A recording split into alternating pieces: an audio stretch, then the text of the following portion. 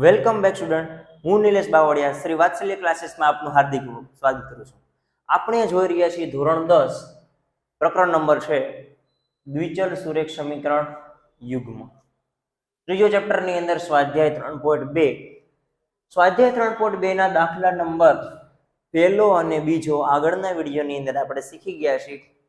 આ દાખલા છે ક્વેશ્ચન નંબર 3 ના. બહુ જ આઈએમપી છે, વારંવાર પૂછાતા એવા દાખલા. આઈએમપી દાખલા છે, બોર્ડની અંદર વારંવાર આ પ્રકારનો એક દાખલો પૂછાય. શું કીધું ખાસ જોજો કે નીચેની સમસ્યા ઉપરથી દ્વિચલ સુરેખ સમીકરણ યુગ્મ મેળવો અને તેમનો ઉકેલ આદેશની રીતે શોધો. તો આદેશની રીત તો આપણને આવડે છે. શું કીધું છે પેલો પ્રશ્ન જોવો જોઈએ કે બે સંખ્યાનો તફાવત 26 છે. કોઈ પણ બે સંખ્યાનો તફાવત એટલે કે બાદબાકી કરતા કેટલા મળે? 26. અને એક સંખ્યા બીજી સંખ્યાથી 3 ગણી છે, તો તે સંખ્યા શોધો. આપણને સંખ્યા ખબર છે નહીં કઈ સંખ્યા છે, પરંતુ એક જ વસ્તુ આપણને એક કન્ડિશન આપી છે કે બંનેનો તફાવત કેટલો થાય? 26. અને એક સંખ્યા કરતા બીજી સંખ્યા કેવી છે? 3 ગણી છે. તો આપણે શું કરવું પડે? તો ધારવું પડશે આપણને ખબર છે નહીં કઈ સંખ્યા શું છે. તો લખવાનું કે ધારો કે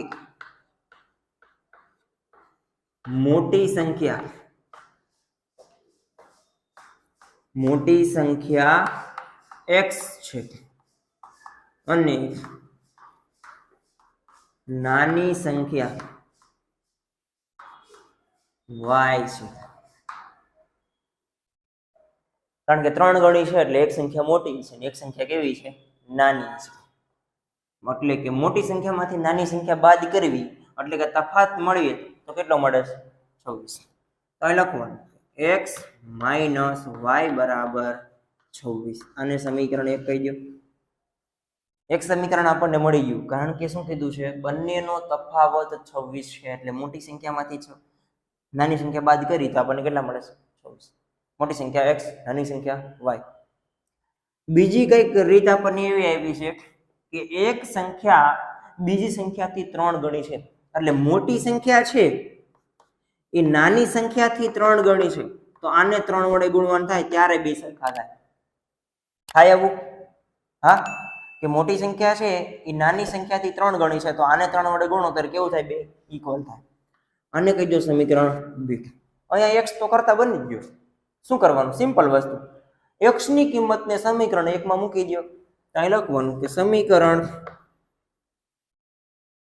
1 માં x બરાબર 3y મૂકતા આપણે સંખ્યા શોધવાની છે. ચલો x ની કિંમત આમાં મૂકી દો. તો પ્રથમ સમીકરણ શું આપ્યું છે? x માઇનસ y બરાબર 26.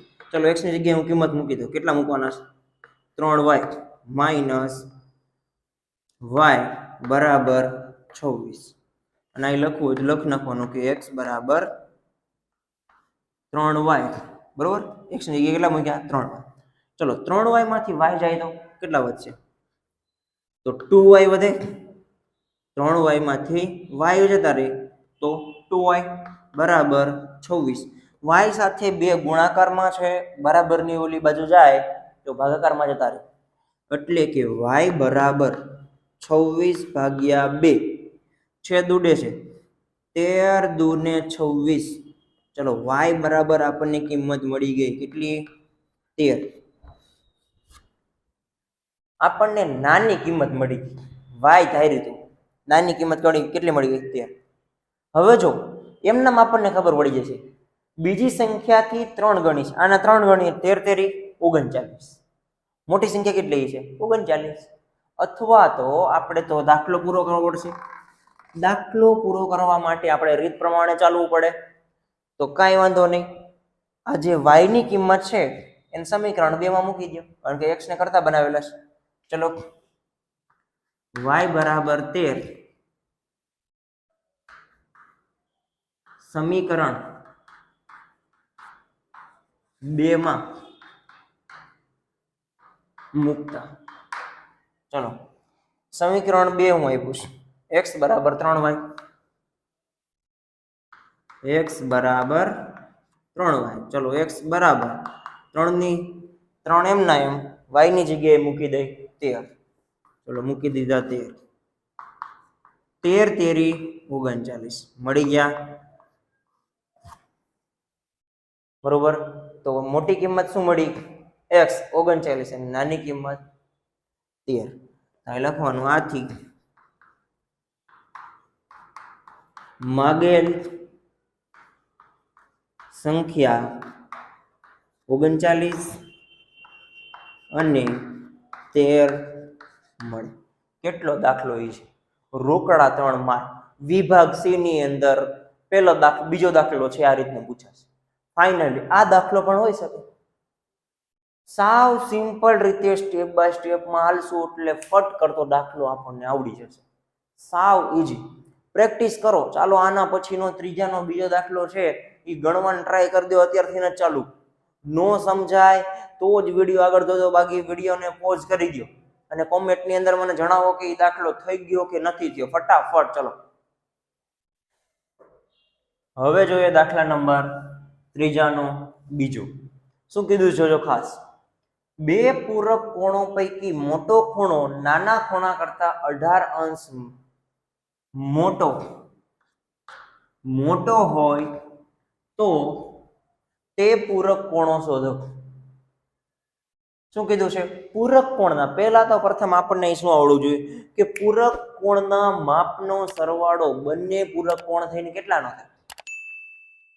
તો કેટલાનો થાય? 180 અંશનો. બે ખૂણા પૂરકના થઈને કેટલો સરવાળો થાય? 180 અંશ થાય. તો અહીંયા એવું કીધું છે કે મોટો ખૂણો નાના ખૂણા કરતા 18 અંશ મોટો હોય તો તે પૂરક કોણો શોધો. હવે સેમ દાખલા નંબર 1 માં આપણે ધાર્યું એમ આમાં પણ ધારવું પડશે કે ધારો કે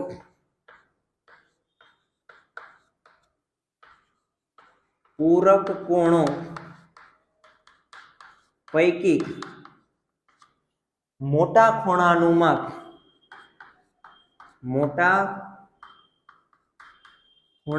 માપ x અંશ અને નાના ખૂણાનું માપ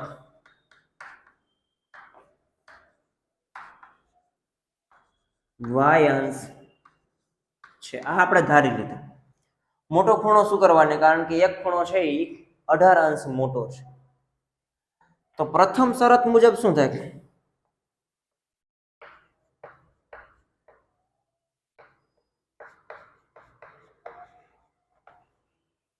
પ્રથમ શરત મુજબ કે પૂરક કોણના માપનો સરવાળો કેટલો થાય? 180 અંશ. તો અહીં લખી શકું કે x પ્લસ y બરાબર 180 અંશ. બંનેનો સરવાળો થઈને 180 અંશ થવો જોઈએ. અને બીજી શરત મુજબ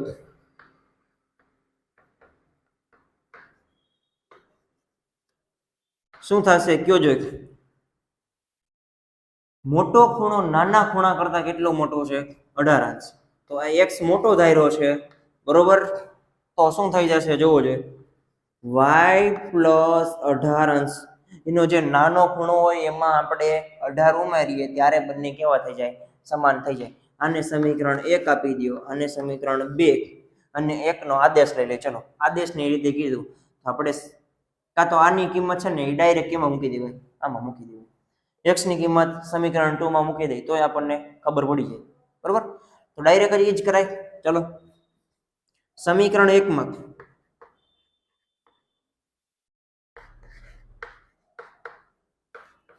x ની કિંમત મૂકતા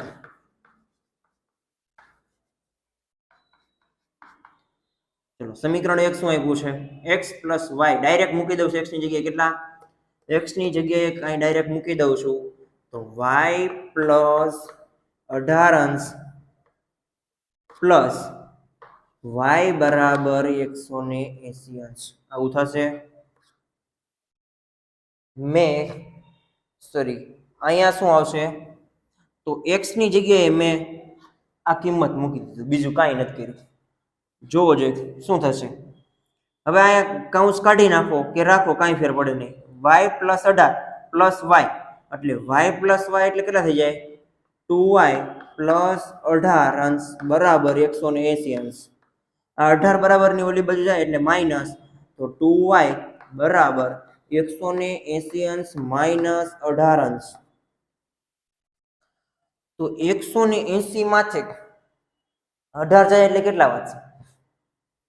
162. ચલો તો 2y બરાબર 162 અંશ. શું કરવાને? 180 માંથી 18 અંશ બાદ કરી દીધા એટલે મળી ગયા આપણને 162. ચલો આ બે છે ક્યાં જતા રહેશે? છેદમાં 162 ભાગ્યા 2. ચલો ભાગાકાર કરો જોઈએ શું જવાબ આવે છે? 6 દુ 12, 8 દુ 16, એટલે 81 દુ 162 થાય. તો y બરાબર કેટલા મળી ગયા? 81. ચલો પ્રથમ ખૂણો આપણને મળી ગયો, એટલે કે નાનો ખૂણો તોય મળી ગયો. y બરાબર આપણે શું થઈ રહ્યું હતું? નાનો ખૂણો. જુઓ નાના ખૂણાનું માપ y અંશ છે. ચલો y મળી ગયો કેટલા? 81 અંશ. હવે આમાં મૂકી દો કિંમત y ની કિંમત. તો સમીકરણ 2 માં y બરાબર 81 અંશ મૂકતા સમીકરણ 2 શું આપ્યું છે? તો x બરાબર y પ્લસ 18 અંશ. ચલો y કેટલા મળ્યા? 81 અંશ પ્લસ 18 અંશ કેટલા થશે? જુઓ છો 1 ને 8 9 અને 8 ને 1 99. 99 પ્લસ 81 થઈ ગયા 180 થઈ ગયા. તો x અંશ. બંને ખૂણા મળી ગયા. મોટો ખૂણો છે કેટલાનો હોય છે? 99 અંશનો, અને નાનો ખૂણો છે કેટલાનો હોય છે? 81 અંશનો. લખવાનું આમ માગેલ પૂરક ખૂણો મોટો ખૂણો,